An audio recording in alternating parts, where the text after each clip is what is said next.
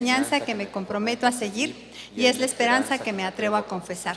Nada me impide recibirla, nada me evitará que la haga parte de mi vida y por ningún motivo dejaré de proclamarla. Estoy aquí para leerla, oírla y vivirla diariamente. Amén. Amén. Amén. Gracias, hermana.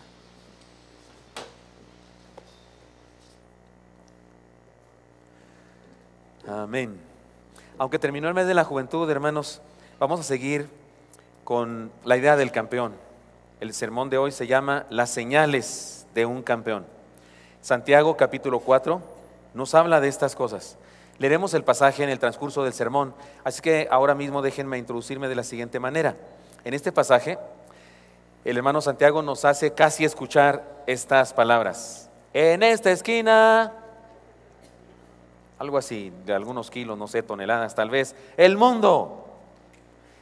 Y cuando hablamos de mundo, en el contexto de Santiago, no nos referimos al planeta Tierra, ni nos referimos a las personas que habitan el planeta Tierra, sino el sentido que la Biblia le da en algunos pasajes que se refiere a la contaminación, a la perversión, a los valores equivocados que hay en el mundo, en la sociedad humana.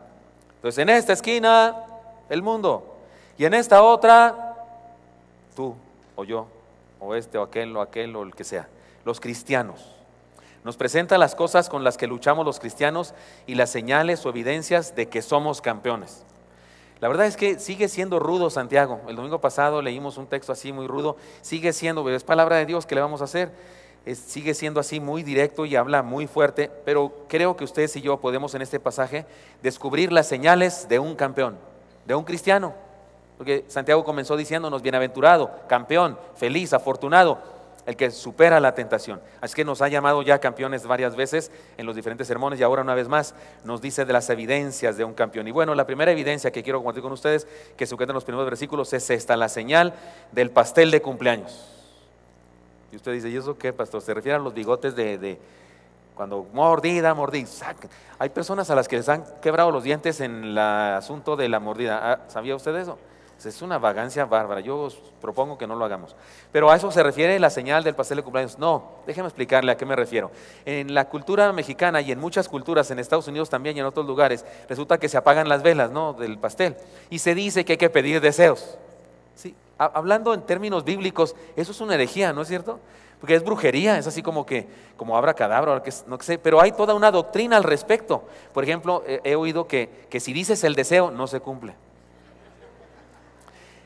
He oído también hay corrientes teológicas sobre ese tema que dicen que si le soplan todos no se cumple, la tiene que apagar el cumpleañero. Entonces, los niños nunca se les cumple el deseo porque todos le soplan, ¿no es cierto? Bueno, por supuesto que ustedes y yo sabemos que eso no es así, no funciona así, no es brujería ni nada de eso, pero lo hacemos igual, que pida su deseo. Y ahí estamos todos y soplándole el chamaco y esas cosas. Traes deseos, perdón, sí, esa es otra corriente, la de 3 deseos es la suya. Sí. Estoy bromeando, por supuesto. Pero qué curioso, desear cosas nos es importante. Por eso esta tradición, aunque no la creemos así como doctrinalmente hablando, pero seguimos practicándola porque eso de desear es importante. Santiago en este pasaje nos habla de eso. Es más, establece como el origen de la guerra los deseos. Si no me lo quieren creer, vamos al pasaje. Versículos 1 hasta el 3, léanlo conmigo por favor, dice así: ¿De dónde vienen las guerras y los pleitos entre vosotros? ¿No es de vuestras pasiones las cuales combaten en vuestros miembros? Codiciáis y no tenéis, matáis y ardéis de envidia y no podéis alcanzar, combatís y lucháis, pero no tenéis lo que deseáis, porque no pedís, pedís y no recibís, porque pedís mal para gastar en vuestros deleites. ¿No les digo que se pone rudo Santiago en este pasaje? Es más, el pasaje, este pasaje pequeño que leímos, termina mal, o sea, ni siquiera tiene satisfacción. ¿Qué dice este pasaje? Varias cosas, déjenme puntualizarlas y luego vamos a la enseñanza. Toda guerra, todo problema interpersonal, toda relación quebrantada tiene su origen en los deseos que dominan nuestra vida. Hermanos de sonido, si le pudieran subir a mi monitor sería fantástico. Toda guerra, grande o pequeña, la tercera guerra mundial, no viene todavía, pero si hay una, la guerra mundial, como el pleito de 2 chamacos por una canica, como el pleito de 2 esposos por los hijos o por dónde se queda el perro. Sí, hay una canción que habla de eso, ¿verdad? ¿Quién se queda con el perro? No sé qué. Cualquier pleito, guerra de tamaño que quiera usted, se origina, dice Santiago, en nuestros deseos, en nuestros anhelos, en nuestras pasiones. Y este mal, dice Santiago en segundo lugar, este mal nos lleva a males de diferentes niveles. Desde codiciar, morir de envidia, pelear, y Santiago puso la frase matar. Matáis, dice, incluso el asesinato. O sea que los males a causa de esto pueden ser de diversos tamaños. Lo peor de todo es que con este problema, según Santiago, jamás alcanzaremos satisfacción plena. ¿Recuerdan aquel ricachón famoso de años atrás, que era tan rico que podían vivir él y varias generaciones de sus descendientes sin trabajar y ser millonarios todavía? Y le dijeron, ¿por qué sigue trabajando? Porque se esforzaba mucho en trabajar. ¿Cuánto dinero más quiere? Y él decía, tantito más. ¿Saben qué deseaba cuando había logrado tantito más dinero? ¿Saben qué deseaba? Tantito más. O sea, no estaba satisfecho jamás. Dice Santiago eso, que esta manía de los seres humanos de desear y desear y desear nos hace experimentar absoluta insatisfacción. Nunca tenemos satisfacción plena. La clave, porque sí nos da una cierta esperanza, la clave es reconocer que no tenemos que pelear por la felicidad, sino pedirla. Dices, pidan. Pero luego dice, pero también eso hacen mal, porque piden mal y tampoco tienen. Pero eso de pedir es una clave que Santiago nos da ya. De hecho, se parece mucho a lo que dijo el Señor Jesucristo cuando habló de los pobres en espíritu. ¿Qué es un pobre en espíritu? ¿Uno que tiene poco espíritu? No, no dijo eso, eso sería pobre de espíritu. Pero Jesús dijo pobre en espíritu. ¿A qué se refería? Uno que reconoce que nada posee. Uno que reconoce que todo lo que tiene en realidad es de Dios y que nada posee. Uno que se reconoce necesitado, porque manos llenas son manos que no se pueden llenar, pero manos vacías son manos que se pueden llenar. Cuando nos reconocemos necesitados delante de Dios, entonces somos ricos por su gracia. De eso hablaba el Señor en el Sermón de la Montaña, y me parece que por ahí va el mensaje de Santiago. Reconocernos desposeídos es buena cosa. El problema es que pedimos para conseguir, para seguir en lo mismo, y por eso no recibimos lo que pedimos. Santiago está hablando de algo que está enfermo en nuestros anhelos o nuestros deseos. Miren, lo pongo como ejemplo. No es lo mismo pedir a Dios que nos bendiga con un vehículo para llevar a la escuela a nuestros hijos y para ir al trabajo, que pedir a Dios que nos permita tener el mejor vehículo, el más caro, para presumirlo con los amigos y sentirnos muy uyuyuy. No es malo querer un carro para llevar a la escuela a los hijos. Y tal vez, si le pedimos a Dios eso, a lo mejor Él nos da el carro más caro y el más padrísimo. Pero desear tenerlo por presumir y por ser no sé qué, dice Santiago, eso es lo que te da insatisfacción y es lo que no agrada a tu propia vida. No es lo mismo pedir a Dios que nos permita tener una profesión donde podemos desarrollar nuestras habilidades, donde podemos honrarlo a Él, donde podemos ayudar a otros y a nuestra familia. No es lo mismo que pedirle a Dios que nos permita tener fama, poder o éxito desde el punto de vista mundano. En resumen, me parece que lo que dice el pasaje es esto: cuidado con los deseos. Hay una película, ¿no?, ahora en el cine, que junta muchos cuentos de niños, Caperucita Roja y otros, y creo que se llama En el Bosque, sí, en donde en esa película, el meollo de la película, o algo así como la moraleja de la película, tiene que ver con cuidado con lo que deseamos, cuidado con lo que pedimos. Hay unos, no sé quiénes son, los papás de Hansel y Gretel, yo creo, o alguien así, porque es una revoltura de cuentos que piden algo a la bruja, y entonces la moraleja es cuidado con lo que deseamos. Santiago nos dice eso, nos presenta una tremenda enseñanza. Lo que deseamos define nuestra vida. Podríamos decir, dime qué deseas y te diré quién eres, ¿no? Podemos decir eso. Dime qué deseas y te diré quién eres. Esto no significa que sea malo desear, pero sí significa que debemos analizar con seriedad el origen y la razón de nuestros deseos. Toda la Biblia nos habla de los peligros de sucumbir ante los deseos, y llama la Biblia del mundo, los deseos de la carne, los deseos engañosos, la ambición. Pude haber puesto aquí montones de textos, pero no me alcanzaba el tiempo, si los iba a predicar, de poner todos esos textos, pero usted puede ver en la Biblia que nos advierten de cuidado con los deseos. Además, según Santiago, lo que deseamos, insisto, define nuestro carácter. Podemos arder de envidia, dice Santiago. Podemos hacer guerra, dice Santiago. Y podemos matar por lo que deseamos. Y que, por cierto, dice Santiago, que no conseguimos. Miren, esta verdad, este problema humano se expresa en cosas tan sencillas y cotidianas como esto. Una mujer ve a otra con unos zapatos que le gustan y ¿qué dice? ¡Ay, qué zapatos tan lindos! ¡La odio! ¿No es cierto? ¡Ay, te dejaron el pelo preciosísimo! ¡Odiosa! ¿No es cierto? Y es como nice decir eso. Es así como que se lo dices a tu amiga, a alguien a quien amas, pero expresa un deseo insatisfecho que nos define. Expresa un deseo insatisfecho que nos define. Hoy, ¿dónde te hiciste ese arreglo de pelos? Porque te lo dejaron preciosa. Te odio por ese peinado. ¿Qué estoy expresando? Algo que no tengo y que deseo, o que creo no tener y que deseo y que me define entonces. Hay quien dice que odia a otra persona porque consiguió un ascenso, porque consiguió una oportunidad, porque tiene un premio o un éxito determinado, y no podemos minimizar el asunto. Porque si usamos la palabra odio o una parecida, es porque no encontramos otra que exprese lo que sentimos. Yo creo que podríamos bien quitarle la palabra odio, que se oye bastante fea, y usemos una palabra bíblica, usemos los conceptos de Santiago. ¿Cómo se diría en términos de Santiago esta expresión? Se diría así: ardo de envidia. Él dice eso.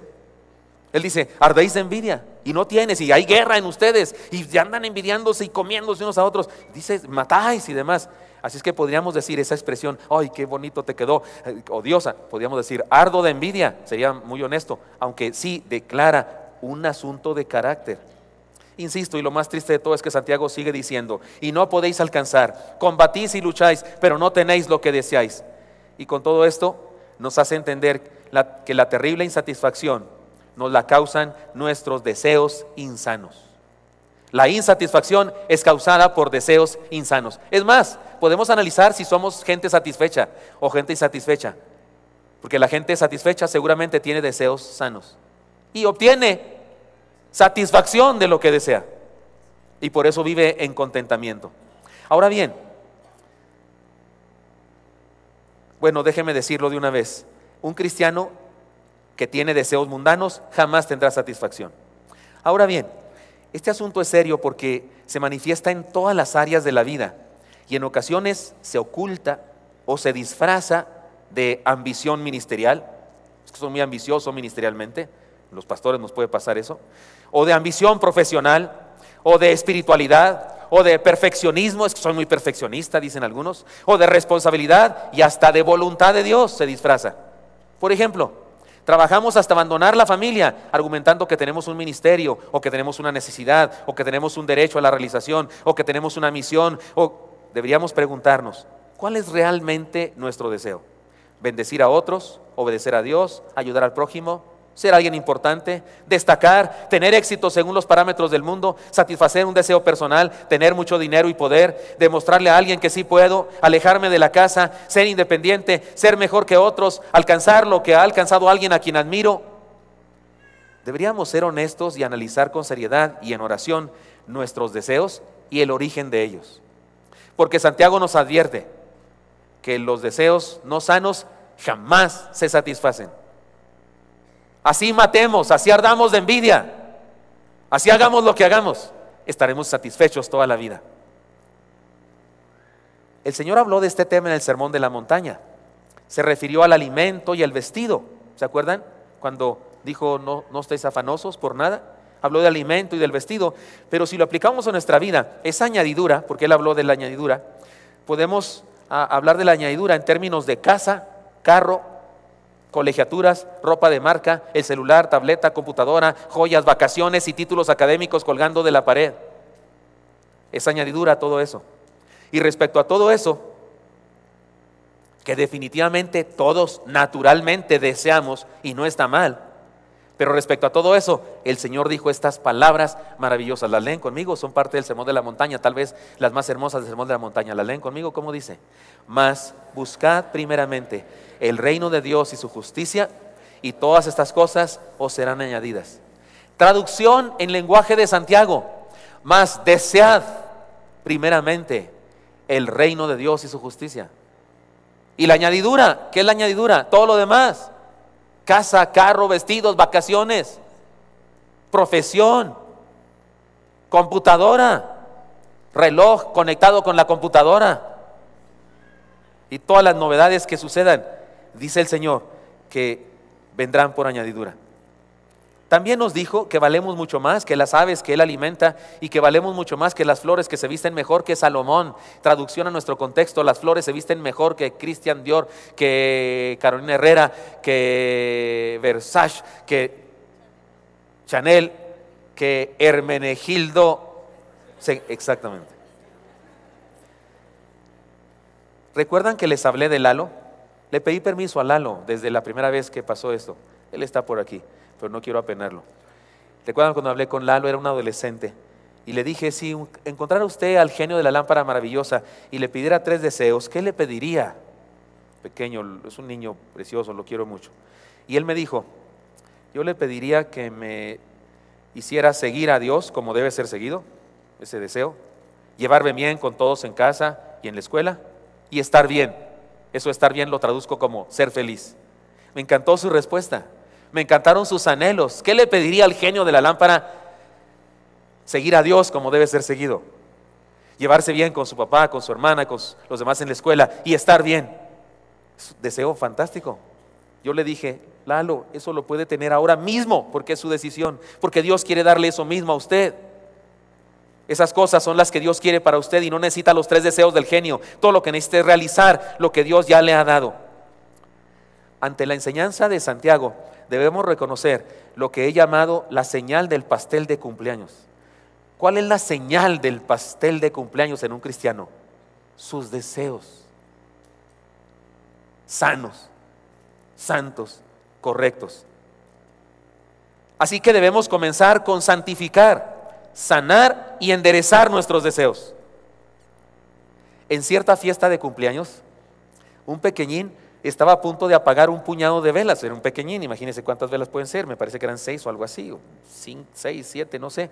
Estaba a punto de apagar ese puñado de velas, cuando de repente un adolescente, que me imagino que era su hermano, le grita delante de todos, ¡pide un deseo! Y el pequeñito, haciendo pedazos la parafernalia doctrinal al respecto de esa tradición, porque se supone que no se debe decir el deseo, ¿verdad? Debe ser secreto, pero él echó a perder todo cuando dijo, ¡ser feliz! Y después de eso, escupió sobre el pastel, porque no fue soplada. ¿Verdad que los niños no soplan? Y apagó las velas del pastel, y yo digo que su deseo se le concedió, porque la manera de cómo apagó el pastel era evidente que estaba bien feliz. Pide un deseo, le dijo aquel, y él dijo, ser feliz. Fue feliz, estaba feliz. Ese es un buen deseo. Ser feliz es un buen deseo. De repente nos puede pasar lo que a Juan Comodoro, aquel personaje de Facundo Cabral que dijo, Juan Comodoro fue buscando agua, encontró petróleo. Usted diría, qué bendición, se murió de sed. Hay quienes buscan felicidad y encuentran afanes y se mueren de sed porque no encuentran la felicidad. Cuidado con lo que deseamos. Ustedes y yo no deberíamos nunca jamás desear un trabajo.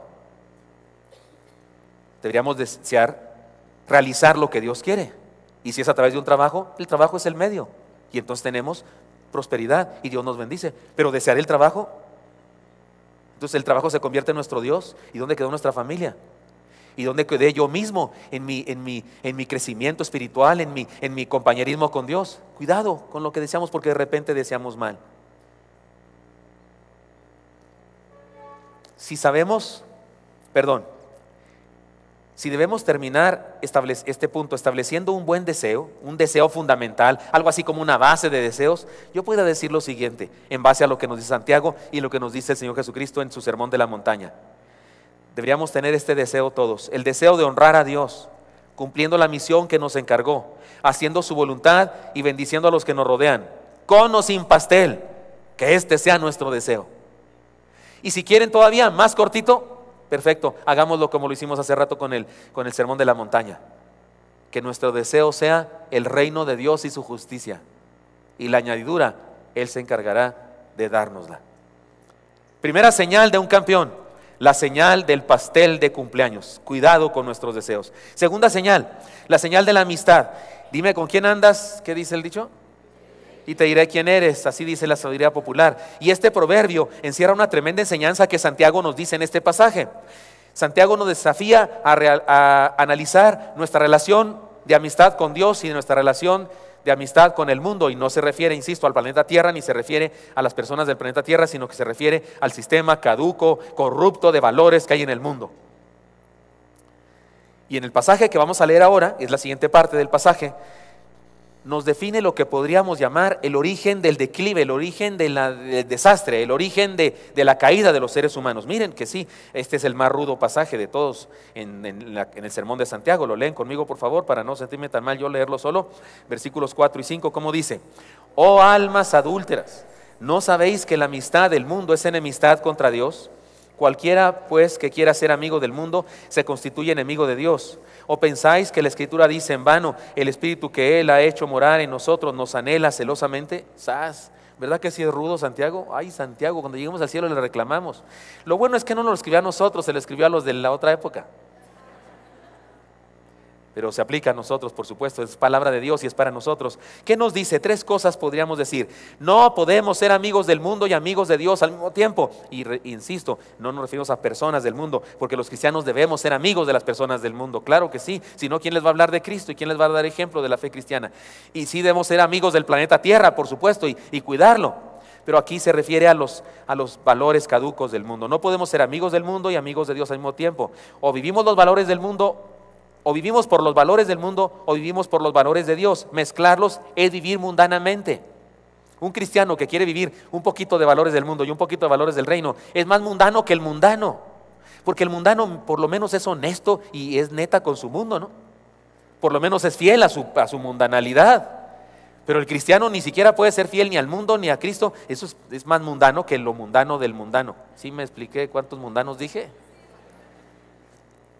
Y en tercer lugar, en medio de todo eso, Dios nos extraña, es decir, nos espera, es decir, nos anhela, es decir, hace todo por atraernos de regreso a Él.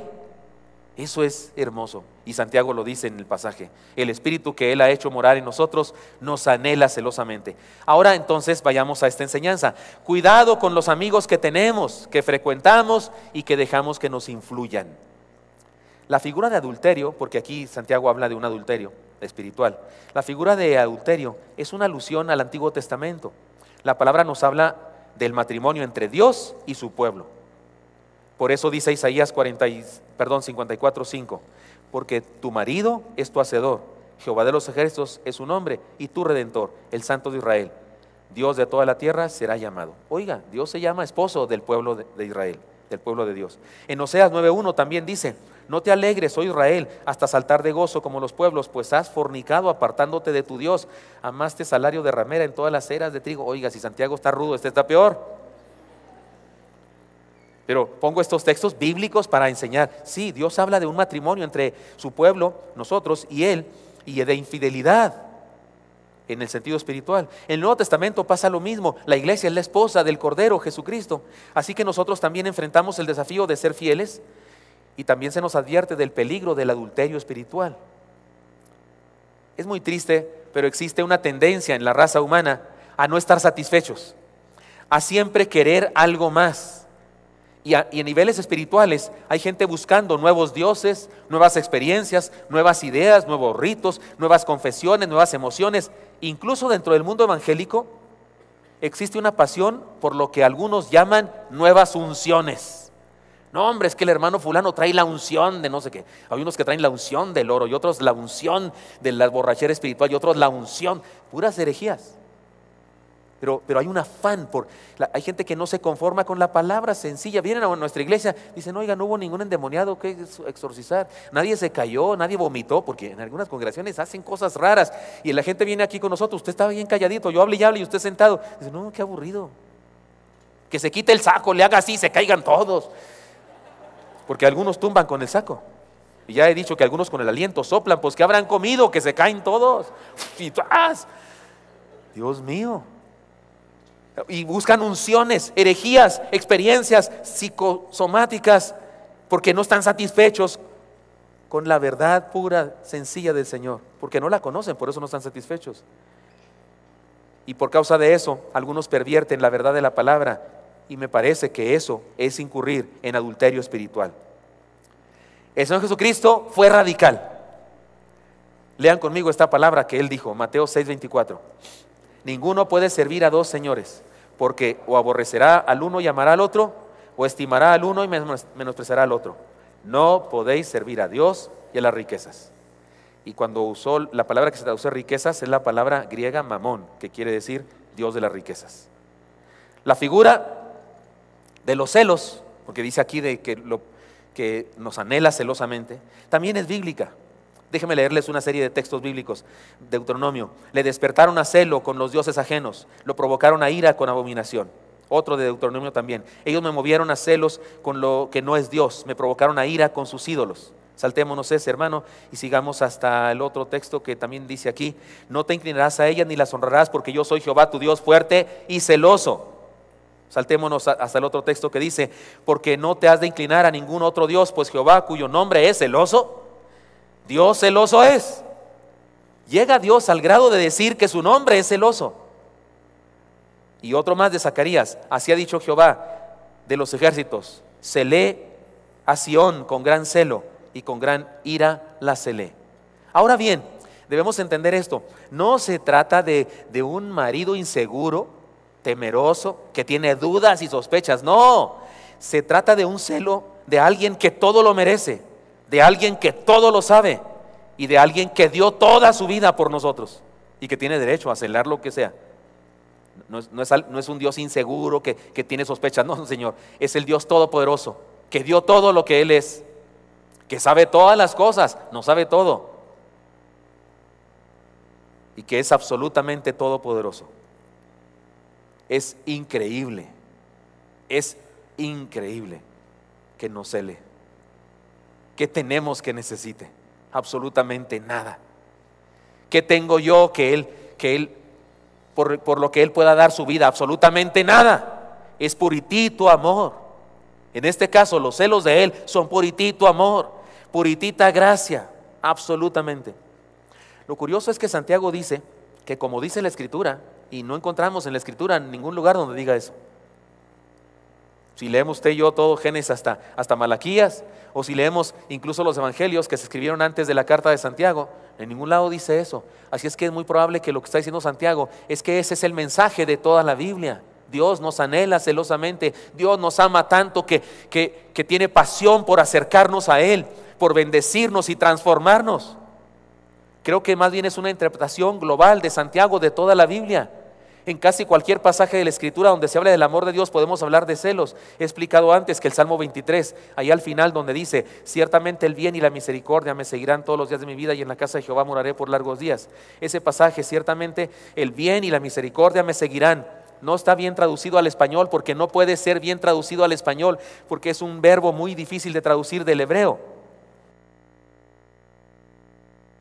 La palabra que se traduce seguirán es una palabra que no se usaba para describir a un niño siguiendo a un corderito. No, se usaba otro verbo para decir eso.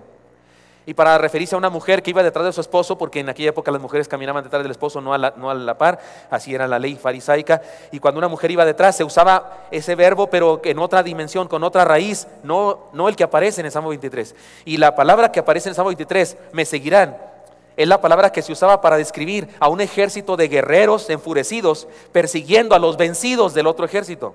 Se usaba para describir a una jauría de lobos persiguiendo a un venado herido. Se usaba para referirse a una persecución mortal.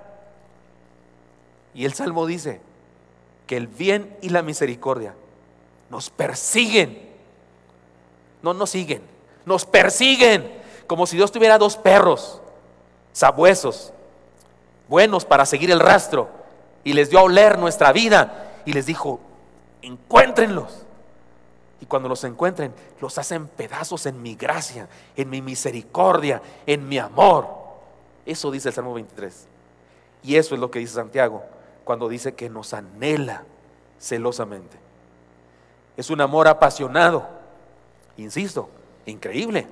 ¿Qué tenemos nosotros que Él necesite? Nada. De cualquier manera, esto que nos dice Santiago nos hace preguntarnos: ¿quiénes son nuestros amigos? ¿Quién nos mentorea? ¿Quién es tu mentor? ¿Quién nos mentorea? ¿A quién rendimos cuentas? ¿A quién admiramos por sobre otros y pensamos que esa es la vida que quiero vivir? Cuidado, porque si se trata de alguien que ni siquiera cree en Dios, la Biblia llama a esa persona necio. ¿No dijo el necio en su corazón? ¿Qué dijo? No hay Dios. Cuidado con quién es tu mentor. ¿Quién nos mentorea? ¿A quién nos parecemos? ¿Con quién nos juntamos? ¿Con quién nos gusta estar? ¿Con quién pasamos más tiempo? Ser cristiano es ser amigo de Dios, amigo de Jesús, compañero de los hijos del reino. Podemos decir, dime con quién andas y te diré si eres cristiano de verdad, punto. La señal de la amistad. Una tercera señal, la señal de la victoria. Ahora Santiago nos confronta con un asunto muy importante. Hay victoria en Cristo, por supuesto, hay victoria en Cristo. Miren cómo dice Pablo en 2 Corintios 2:14, ¿lo leen conmigo? Mas a Dios gracias, el cual nos lleva siempre en triunfo en Cristo Jesús, y por medio de nosotros manifiesta en todo lugar el olor de su conocimiento. Aquí no dice de vez en cuando, de a veces, de repente, dice siempre en triunfo. Otro más de 1 Corintios 15:57, también léanlo conmigo. Mas gracias sean dadas a Dios, que nos da la victoria por medio de nuestro Señor Jesucristo. Una vida de derrota no es señal de cristianismo. Una vida de victoria sí lo es. Ahora Santiago en el siguiente pasaje nos describe el origen de la derrota y el origen de la victoria. Miren si no, lean conmigo el versículo 5 por favor de Santiago 4, versículo 6. Dice así: pero Él da mayor gracia. Por esto dice, Dios resiste a los soberbios y da gracia a los humildes. Como dicen en mi rancho, ya apareció el peine. Aquí está el asunto de la derrota de los seres humanos. El orgullo es el origen del fracaso más rotundo de la vida, la ausencia de la bendición de Dios. Dice Santiago, ¿qué vamos a hacer? Dice, Dios resiste a los soberbios. Y si no entendemos qué resiste a los soberbios, pues vayamos a los salmos o a los proverbios de la palabra de Dios, donde se nos explica. La Biblia dice que Dios le da la espalda a los de ojos altivos, que Dios no recibe a los de ojos altivos, pero sí a los humildes. Entonces cuidado, porque el orgullo es el origen del fracaso más rotundo de la vida, la ausencia de bendición de Dios. Porque para experimentar bendición de Dios hay que reconocer nuestro lugar delante de Él y no creernos la gran cosa. La altivez nos impide relacionarnos con Dios. De hecho, regularmente una persona que niega a Dios y niega cualquier precepto espiritual de un ser creador, y eso es un orgullo, eso es lo que pasa. No quiere que haya alguien por encima de Él. Aquello que existió en la humanidad durante mucho tiempo, la ignorancia de creer que la tierra era el centro del universo, es un rasgo de absoluto egocentrismo de los seres humanos. Nos creemos el centro del universo. Y si alguno dice de ustedes, dice, oiga, pues eso lo decía la religión. Sí, pero no los cristianos verdaderos. Ciertamente lo decía la religión, pero no los cristianos verdaderos. La Biblia dice, desde mucho antes que existiera cualquier religión cristiana, dice que la tierra es redonda. La Biblia dice en Job, uno de los libros más antiguos de la Biblia, que llegó Satanás a hablar con Dios y que le dijo, ¿de dónde vienes? Y él dijo, de redondear la tierra, de darle vuelta a la tierra en su redondez. En la Biblia estaba dicho eso, pero algunos ignorantes no lo sabían y mataron a los que dijeron lo contrario. Así que no fueron los cristianos, fue la religión, pero no los cristianos. El hombre siempre ha sido orgulloso y se cree el centro, el ombligo del mundo. La altivez nos impide relacionarnos con Dios. La humildad, en cambio, el reconocimiento de nuestra imperfección, limitación y pecaminosidad ante la santidad, el poder y la omnisciencia de Dios, nos permite recibir su bendición. Porque humildad significa poner los pies en el humus, en el suelo. Eso es humus, suelo. Pero Santiago no nos deja en la tristeza del origen de la derrota. Nos habla del origen de la victoria. Lean conmigo, por favor, ahora el origen de la victoria sobre el enemigo. Se encuentra en el versículo 7. Lo leen conmigo, ¿cómo dice? Someteos pues a Dios, resistid al diablo y huirá de vosotros. Es un pasaje hermoso que nos habla del origen de la victoria. Pero ojo, porque este pasaje, hermanos, por alguna razón, los cristianos lo mochamos. Muchos cristianos lo mochan, lo cortan y se la pasan diciendo, no, como dice la Escritura, resistid al diablo y huirá de vosotros. Eso no dice la Escritura. Eso está mocho, eso así no dice. El texto dice, someteos pues a Dios, resistid al diablo y huirá de vosotros. ¿Sabe qué significa? ¿Sabe cómo se debe traducir eso? Sométete a Dios, humíllate ante Dios. Y cuando dice resistid, significa permanece firme en esa condición. ¿Cuál? De sometimiento a Dios. Y el diablo huye de vosotros. Es como lo he explicado muchas veces, David cuando enfrenta a Goliat. Pregunta uno, ¿y qué tenía David que no tuvo Saúl, el guapo de Saúl, sus hermanos grandototes de David? ¿Qué tenía el que no tenían ellos? Valor, seguramente sí era valiente, pero eso no fue lo que hizo la diferencia. Fe, seguramente sí tenía fe, pero eso no hizo la diferencia. La diferencia la hizo, él lo dice en sus palabras. Él no dijo cuando fue a enfrentar a Goliat, bola de cobardes, ¿por qué no van? No dijo eso. No dijo, bola de incrédulos, ¿por qué no van? No dijo eso. Dijo, ¿quién es este? Lo que tenía David era identidad de campeón. ¿Quién es este? Por Dios, ¿por qué tienen tanto miedo? ¿Quién es este? Porque yo soy hijo de Dios. Él ni circuncidado está, es un mequetrefe. ¿Quién es este filisteo incircunciso? Traducción, mequetrefe. O sea, patarrajada o algo así. ¿Quién es este que no vale nada? Nosotros somos el ejército del Dios viviente. Así que fue con Saúl y le dijo, mi rey, porque era el rey, mi rey, no se preocupe. Yo me lo he hecho. Ya he dicho que juntó 5 piedras, aunque era un solo gigante, pero es que ese gigante tenía 4 hermanos y dijo, vienen los hermanos, también me los he hecho. No estoy seguro de que sea así, pero pienso que esa puede ser una explicación por qué juntó 5 piedras. Hermanos míos, nuestra sumisión a Dios, nuestra obediencia y seguimiento de su voluntad nos permite vencer al enemigo. Nuestra identidad de campeones, porque permanezco en esa sumisión, nos permite enfrentarlo con victoria desde antes de enfrentar la tentación. El cristiano vence y es campeón desde antes de enfrentar la tentación. ¿Desde qué tan antes? Pues desde años antes de enfrentar la tentación. El 12 de noviembre ya cumplo años, ¿verdad? ¿Cuántos voy a cumplir? 56. Si Dios me permite vivir más años y llego a los 60, estoy seguro que en los 60 años voy a experimentar tentaciones. Puedo vencerlas hoy, desde ahorita. ¿Por qué? Porque me someto a Dios, porque acepto su dominio sobre mi persona, porque le acepto como mi rey.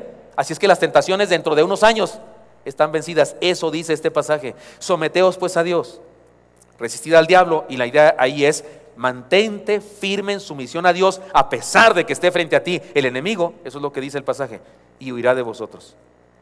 Por eso David venció, porque sabía quién era, porque se mantuvo en sumisión a Dios. Le dijo a Saúl, de hecho le dijo, Dios siempre me ayuda. Cuando mis ovejas están en peligro y viene un león, yo lo alcanzo y le parto la quijada y le quito a mi oveja. A un oso le hago lo mismo, sea oso, sea león, sea lo que sea. Dios me ha ayudado y me va a ayudar para vencer a este grandulón. ¿Qué tenía? Sometimiento, identidad de campeón. Ante esto, hermanos, nos queda esta enseñanza. Cuidado con la con la simulación. Cuidado con la simulación. Miren, hay tanta infelicidad en el mundo y hay tanta derrota que algunas personas optan por vivir una parodia de la felicidad y una parodia de la victoria de la vida. Es como la comida chatarra. Por falta de tiempo para preparar un buen menú, terminamos comiendo una comida que no nos alimenta bien, pero sí nos engorda, nos enferma y eventualmente nos mata. Como no podemos ser felices en ocasiones, o hay gente que es infeliz, amargada y tiene fracaso, entonces tiene que inventarse una parodia de la felicidad, y por eso se pone hasta atrás, y por eso se mete a un antro y aparenta felicidad. No es felicidad en lo absoluto. Y por eso se hace esclavo de un vicio, un cigarro, alcohol, droga, lo que sea, porque tiene que disfrazarse de felicidad, porque no tiene la verdadera. No nos confundamos. La plenitud no es lo mismo que un buen negocio en el trabajo. Hay gente que hace buenos negocios y vive una vida vacía. No confundamos la realización con terminar una carrera. Hay gente que termina una carrera y experimenta una tremenda desilusión de que no era lo que esperaba y sigue sin satisfacción. Ni confundamos la felicidad con una noche de juerga. No es felicidad eso. La vida abundante que el Señor nos ofrece tiene que ver con contentamiento. en cualquier etapa de la vida. Contentamiento en cualquier etapa de la vida. Aún en primer semestre. No tendrías que esperar hasta graduarte para tener contentamiento. Aún en el inicio del trabajo. No tendrías que esperar a que te paguen no sé cuánto, porque el contentamiento es cada día. La vida abundante que el Señor nos ofrece tiene que ver con contentamiento, con pasar tiempo en paz en nuestra casa, con nuestros seres queridos, sin necesitar ir al cine incluso, ni otros amigos, ni mucha comida para disfrutar. Tiene que ver con poder hablar con Dios cara a cara y darle cuentas de lo que hemos hecho en obediencia a Él y estar felices y satisfechos y dormirte tranquilo, cansado tal vez, agotado tal vez enfermo, porque los cristianos también nos enfermamos, pero contento de, como dicen por ahí, del deber cumplido, de satisfacción espiritual, porque estoy haciendo aquello para lo cual nací. Miren, con eso de la celiaquía, dije bien, que tengo, de que el gluten y esas cosas, dicen los que saben, me inscribí a una asociación de celíacos, ahora soy miembro de la Asociación de Celíacos de México, y resulta que uno de los problemas que causa esta enfermedad es que limita un poco o un mucho las relaciones interpersonales, porque todas las relaciones interpersonales, ¿a qué te invitan? A comer, a tragar, ¿no es cierto? O sea, no hay invitación para otra cosa. Y aunque te inviten a jugar algo de mesa, pero hay comida, ¿sí o no? Porque estar jugando ahí turista tantas horas y no hay nada que estar picoteando, qué aburrición. Cuando pierdes todas tus propiedades, mínimo que te desahogues o te consueles atascándote una torta de algo. Espero que no hagamos así, pero es comer siempre para todo. Y resulta que ahora con eso pues no puedo ir a comer. Hay 2 restaurantes en toda la Ciudad de México donde puedo comer.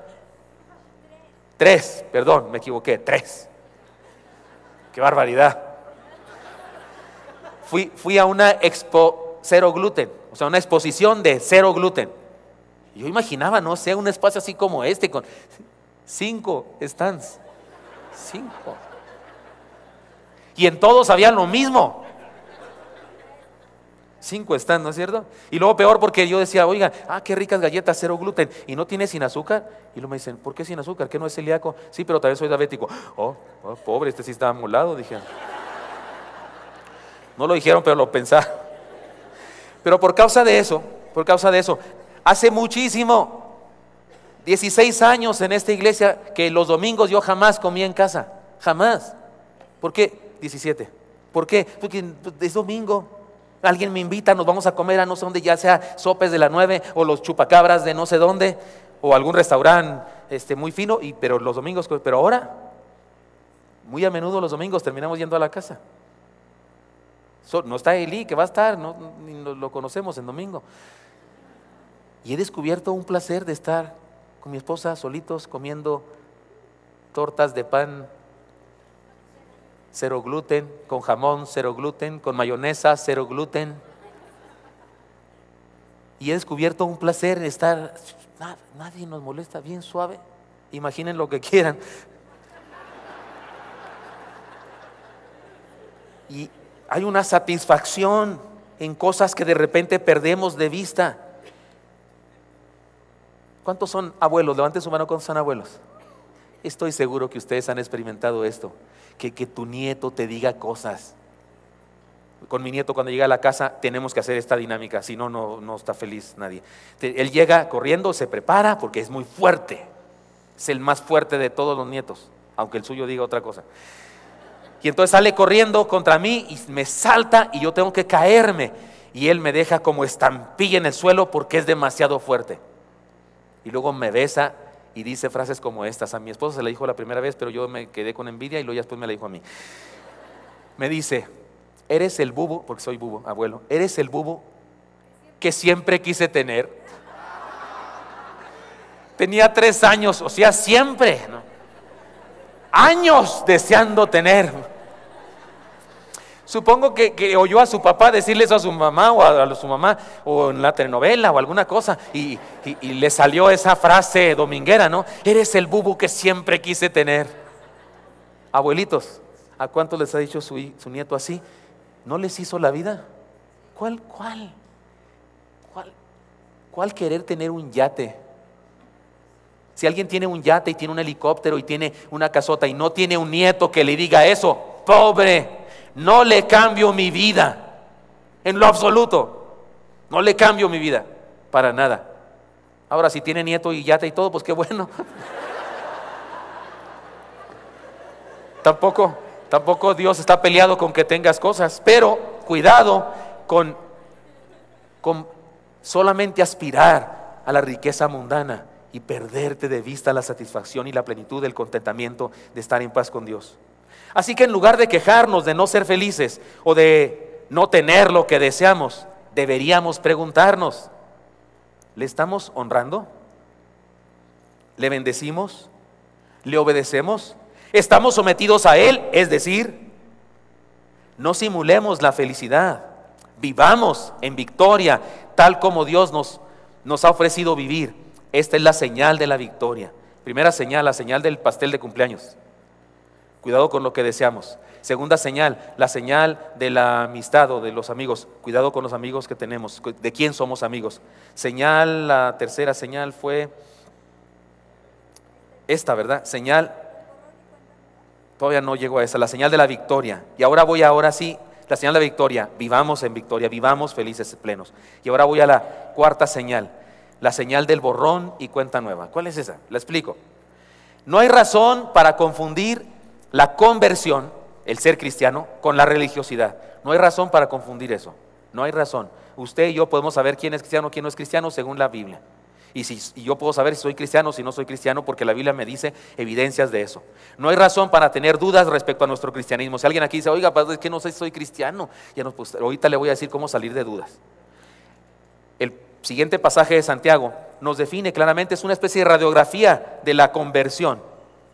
Podemos llamar a este pasaje de Santiago el origen de nuestro cristianismo. Miren, lean conmigo por favor versículos 8 al 10, dice así: acercaos a Dios y Él se acercará a vosotros. Pecadores, limpiad las manos, y vosotros, los de doble ánimo, purificad vuestros corazones. Afligíos y lamentad y llorad. Vuestra risa se convierte en lloro y vuestro gozo en tristeza. Humillaos delante del Señor y Él os exaltará. Otra vez, es un pasaje así que, uy, ¿qué está diciendo Santiago? Que llore yo, que lamente, porque me aflija. ¿Por qué dice eso? Que mi risa se convierta en lloro. ¿Por qué dice eso? Tiene un sentido. Santiago nos está diciendo el camino de la salvación. Déjeme identificar los elementos de la conversión que Santiago pone aquí. Número 1, la búsqueda. Acercaos pues a Dios, la búsqueda. Cuando nos acercamos a Él, Él se acerca a nosotros, porque en realidad Él ha caminado el trecho más grande desde donde está Él hasta nosotros. Déjemelo explicar.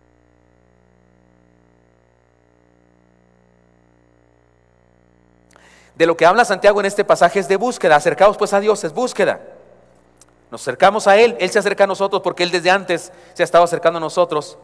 Así que acercarnos a Él es llegar a Él. Es como lo siguiente: es como si yo voy caminando nací en la gracia de Dios, porque todo niño nace en la gracia de Dios, pero crecí, me alejé de Dios y decidí no creer en Él, o decidí no creer en las cosas de la fe, y me voy alejando de Dios y cada vez más, pero de repente me doy cuenta que voy caminando hacia la perdición y que no es buen camino y no quiero seguir ese camino. Entonces de repente decido buscar a Dios, pero digo, estoy re lejos. Si he caminado tantos años en la dirección contraria a Dios, he de estar bien lejos de Él, pero de todas maneras voy a buscarlo, y en cuanto volteo, Dios está aquí. ¿Captan lo que estoy diciendo? Él está aquí porque Él me ha estado buscando desde antes que yo lo buscara a Él. Por eso dice Santiago: buscad a Dios, porque si lo buscas lo encuentras de seguro, porque Él también te busca, porque Él te busca con más pasión, Él te cela, dice la Escritura, ¿verdad? La búsqueda es el inicio de la conversión. El arrepentimiento lo encontramos en ese pasaje que dice: pecadores, limpiad las manos. El arrepentimiento, reconocer nuestro pecado, es buscar ser limpiados. El que no acepta que está sucio no se baña. El que no acepta que tiene las manos sucias no se las lava. Pero dice: pecadores, limpiad las manos. Arrepentimiento, reconocer nuestro pecado, y eso es buscar ser limpiados. La fe lo encontramos en la siguiente parte del pasaje que dice: y vosotros, los de doble ánimo, los dubitantes, los que no saben si creer o no creer, purificad vuestros corazones. El doble ánimo es la duda. Creer es tener un corazón puro. Así es que nos habla de la búsqueda, del arrepentimiento, de la fe, y luego nos habla de la contrición. Afligíos, lamentad, llorad, vuestra risa se convierte en lloro y vuestro gozo en tristeza. ¿Por qué dice eso Santiago? Nos está hablando de la contrición. El reconocimiento de nuestra situación nos lleva a un sufrimiento con propósito purificador. Llorar es bueno, lo dicen incluso los oftalmólogos. ¿No es cierto que limpian la visión, llorar? Ves mejor después de llorar. No ves mejor durante el llanto, pero sí ves mejor después de llorar. Los ojos se limpian. Un dolor purificador, contrición. Y luego termina diciendo, humillados delante del Señor y los exaltará. La humillación es el cimiento de la exaltación. Mientras más humillación, más grande el edificio entonces. Poner los pies en la tierra, lo cual es humillarse, reconocer quién soy, es experimentar su mano que escribe nuestro nombre en el cielo. Poner los pies en la tierra y saber reconocer quién somos, nos hace experimentar que su mano escriba nuestro nombre en el libro de la vida en el cielo. Así que ante esta verdad, ante esto que dice Santiago, la enseñanza es esta: cuidado con la negligencia. Cuidado con la negligencia. El asunto es sencillo. Si no hemos tenido una experiencia de conversión que involucra las cosas de las que habla Santiago aquí, ¿cuáles? Búsqueda, arrepentimiento, fe, contrición, humillación. Si no hemos tenido una experiencia de esas cosas, no somos salvos y deberíamos tenerla ahora mismo. Porque esto es el origen de la salvación, de la conversión. Convertirnos es buscarle, arrepentirnos, tener fe, poner un corazón contrito delante de Él y en humillación. Y entonces experimentamos la exaltación de la salvación que tiene para nosotros. No hay medias tintas, ni hay casi convertidos. Acerquémonos a Él y dejemos que bendiga nuestra vida con salvación y transformación integral de nuestro ser. Llevamos 4 señales, ¿sí? ¿Se acuerdan de ellas? La señal del pastel de cumpleaños, cuidado con lo que deseamos. La señal de la amistad, quiénes son nuestros amigos o cuidemos nuestras amistades. La señal de la victoria, no simulemos. Felicidad, seamos felices en Él. Y cuarta señal, la señal del borrón y cuenta nueva, la conversión. No vivamos sin esa experiencia.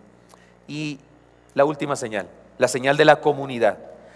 Ahora Santiago nos confronta con el asunto más práctico de todos. Si deseamos su reino, caminamos en amistad con Él, vivimos en victoria porque hemos experimentado una real conversión, entonces tenemos una comunidad donde podemos vivir en amor. La comunidad, ser parte de una comunidad, es parte del proceso de salvación. Una persona que comienza a caminar en el proceso de la salvación, si finalmente experimenta la salvación, termina siendo parte de una iglesia. Porque es parte de la provisión de Dios para bendecirnos. De eso habla el pasaje, miren si no, nos confronta con el origen de la comunidad. Lean conmigo versículos 11 y 12, los finales. Dice así: hermanos, no murmuréis los unos de los otros. El que murmura del hermano y juzga a su hermano, murmura de la ley y juzga la ley. Pero si tú juzgas a la ley, no eres hacedor de la ley, sino juez. Uno solo es el dador de la ley, que puede salvar y perder. Pero tú, ¿quién eres para juzgar a otro? Sigue con sus rudezas de Santiago. ¿Qué nos dice? Voy a ponerlo en positivo, porque podría decir, la murmuración destruye la comunidad. Pues está feo, ¿verdad? Ya lo dije, pero voy a decirlo ahora al revés. La disposición para no murmurar crea comunidad y la sana. Sana la comunidad y la crea. La disposición para no murmurar. Murmurar es atribuirnos un derecho que no tenemos. Murmurar contra un hermano es murmurar contra la ley, porque nos ponemos por encima de ella. Porque mire, la ley que dice no mates, no adulteres, no mientas, no robes, también dice no murmures. Entonces cuando yo murmuro, me creo que la ley se aplica a los demás, pero no a mí, porque critico al que roba, critico al que esto, pero yo estoy haciendo lo mismo, quebrantando la ley en otro nivel, y entonces me creo el hacedor de la ley, ¿o qué? Y por eso dice que el que murmura contra el hermano murmura contra la ley. Al murmurar, quebrantamos la ley.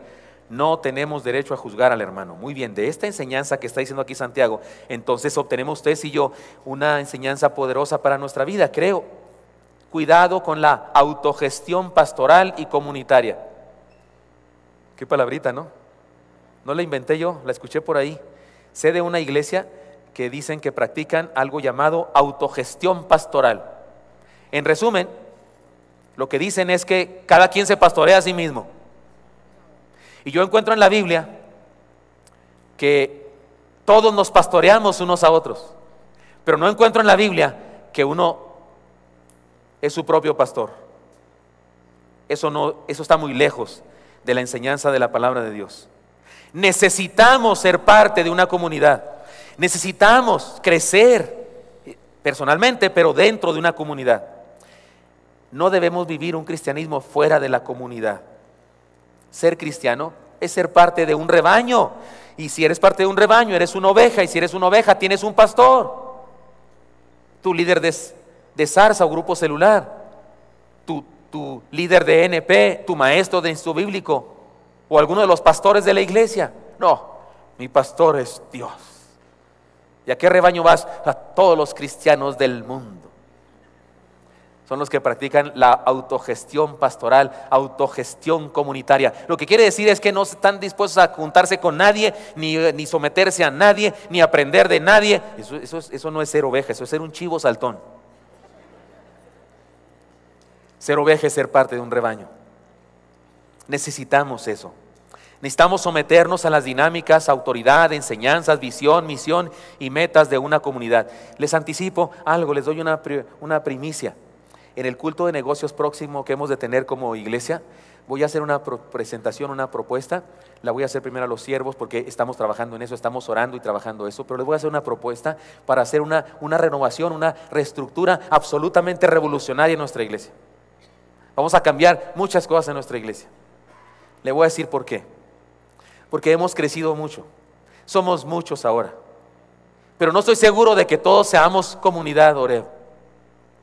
De repente algunos van a otras congregaciones y aprenden otras cosas, se chutan el internet o el canal que se dice cristiano, y entonces resulta que creemos un montón de cosas y de repente no estamos alineados y de repente no parece que somos una comunidad porque somos demasiado así como disparados por muchos lugares.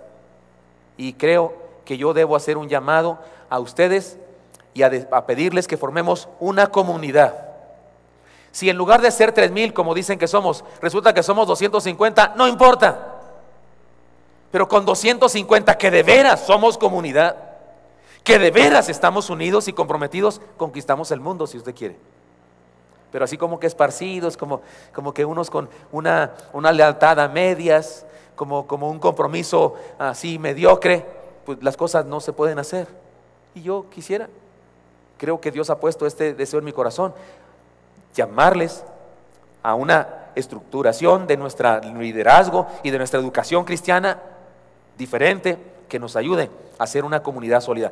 Todos los demás que quieran asistir a nuestra iglesia seguiremos teniendo brazos abiertos para que vengan, pero necesitamos saber quiénes somos esa comunidad, quiénes de veras formamos esa comunidad de personas comprometidas con la doctrina, con la filosofía, con el evangelio que predicamos aquí en esta iglesia, que emana de la Biblia y nada más que de la Biblia. Así es que me parece que eso es importante. Se los doy como primicia, porque todos necesitamos someternos a las dinámicas de autoridad, de enseñanza, visión, misión y metas de una comunidad. Muchos pasajes de la Biblia hablan de esta verdad, muchos. Veamos uno solo, como dicen por ahí, para muestra un botón. Lean conmigo Hebreos 10:24, por favor. Está en la pantalla, ¿cómo dice? Y considerémonos unos a otros para estimularnos al amor y a las buenas obras, no dejando de congregarnos como algunos tienen por costumbre, sino exhortándonos, y tanto más cuando veis que aquel día se acerca. ¿No les encanta la palabra estimularnos al amor? ¿No les encanta la palabra? Estimularnos al amor, tener detalles los unos con los otros, motivarnos a estar unidos, a estar juntos. Ya dijo aquí el hermano Eli que fuimos, mi esposa y yo, a Chihuahua. Fui a predicar a la Convención Regional Bautista Pueblo de Dios allá en Chihuahua, de unas conferencias. Y hay un pastor allá, el presidente de la convención, el que me invitó, tiene un hijo pequeñito, Sammy se llama, Samuel, que en alguna ocasión me hizo un piropo de esta manera. Estaba yo predicando, también allá en Chihuahua, aunque en otra ciudad, en Delicias, y pues estaba yo ahí diciendo cosas muy, muy fuertes. Era para líderes la conferencia, era la convención regional, y hablé del crecimiento y de por qué no crecen las iglesias, y estaba yo ahí echando tiros y esas cosas, y yo veía gente así. Bueno, había uno dormido. Yo dije, pues le estoy dando mucha paz con mi palabra o estoy bastante aburrido. Pero había unos así como con los ojos de pistola, con ganas de asesinarme, porque creo que estaba diciendo cosas que les dolían o estaba poniendo el dedo en la llaga. Así que terminé mi conferencia, no era sermón, era conferencia, así como que, Señor, ¿para qué me haces decir estas cosas?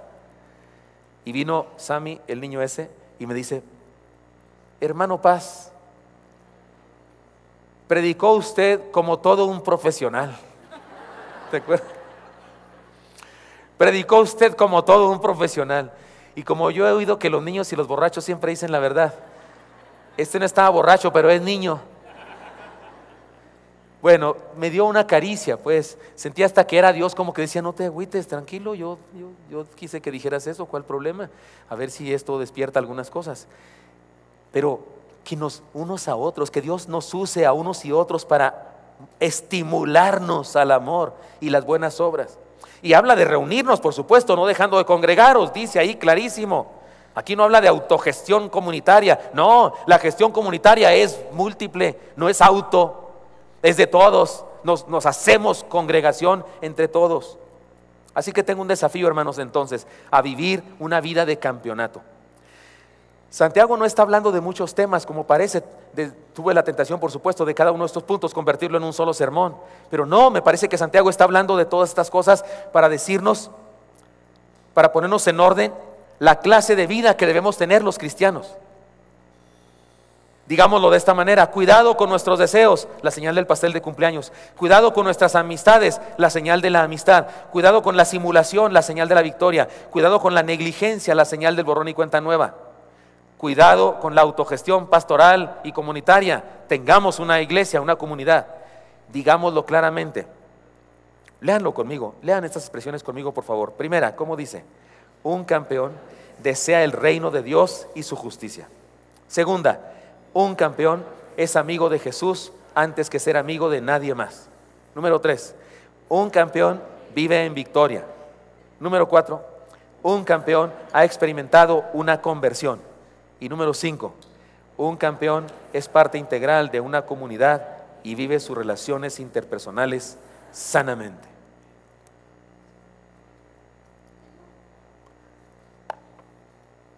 Vamos a hacer de cuenta. Síganme en esta locura. Aquí hay una mesa y un pastel de cumpleaños. ¿Ya lo pueden ver? Para algunos es de chocolate, para otros de vainilla, para otros es el mío es sin gluten. ¿Ya lo vieron todos? Para algunos es de 3 pisos. Para algunos es un balón.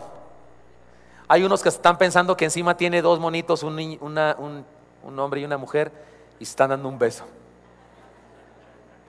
porque andan cerca de eso. Pero ahí está el pastel. Tiene velas. Póngale las que usted quiera. Yo sé que algunos aquí necesitan 2 cajas de velas, pero yo necesito 56 velas, ya son varias cajas, ¿verdad? Traen 20, 3 cajas, 2 y cachito. ¿Ya le pusieron las velas? Permítanme, y perdonen que emocione, permítanme ser el adolescente que le dice a ustedes, niños, frente al pastel: pide un deseo. Y pido a Dios que todos nosotros digamos: el reino de Dios y su justicia en mi vida, y todo lo demás, dice Él, el Señor, viene por añadidura. Santiago en este pasaje nos habla de cosas muy fundamentales, de asuntos muy profundos en nuestra vida. En otros pasajes nos ha hablado de cosas muy, muy prácticas, como en este pasaje al final nos habla de la congregación, que es algo muy, muy práctico, pero comienza con algo muy, muy profundo de la vida. ¿De dónde vienen las guerras de Santiago? Pues de lo que deseas. Entonces cuidado con eso. Y de con quién te juntas, cuidado con eso. Y de si tienes derrota o victoria porque te sometes o no te sometes, cuidado con eso.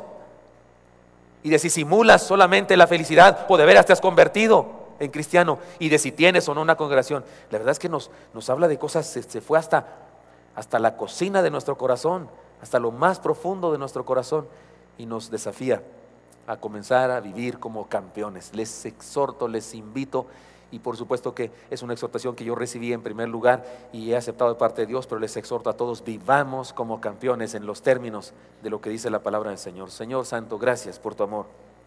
Gracias por darme permiso de compartir esta palabra con mis hermanos y hermanas. Te pido, Señor, que sea una palabra que haga mella en nosotros, que tenga sentido en nosotros, que no podamos, Señor, ninguno de nosotros escabullirnos de ella, de lo que nos dice, Que no exista manera, Señor, de defendernos cuando somos indefendibles ante tu palabra. Y que nos convierta, nos transforme, nos bendiga. Haga de nosotros, Señor, los campeones que tú quieres que seamos. Bendícenos, Dios, por favor. Ahí en su lugar, hermanos, sigamos orando, y tal vez usted quiere decir al Señor, porque alguna de estas 5 cosas, o todas ellas, o 2 de ellas, le significan mucho, y usted quiere implementar algunos cambios en su vida para vivir como Dios quiere, para ser ese campeón que quiere, y tal vez usted quiere decir al Señor, Señor, yo quiero ser ese campeón que tú quieres en mí. Dígaselo, y si quiere, hágamelo saber levantando su mano y déjeme orar por usted. Si usted acepta este reto, ahí en su lugar, levante su mano y déjeme orar por usted. Dios les bendiga, Dios les bendiga, Dios les bendiga, hermanos y amigos que levantan su mano. Dios les bendiga, les felicito. Si hay alguien más que le quiere decir al Señor eso, levante su mano. Dios les bendiga, Dios les bendiga. Señor Santo, pongo en tus manos a mis hermanos y hermanas, y a mis nuevos hermanos y nuevas hermanas, y te pido que nos bendigas a todos, Señor, y nos permitas vivir una vida de campeonato. Lo pedimos en Cristo Jesús.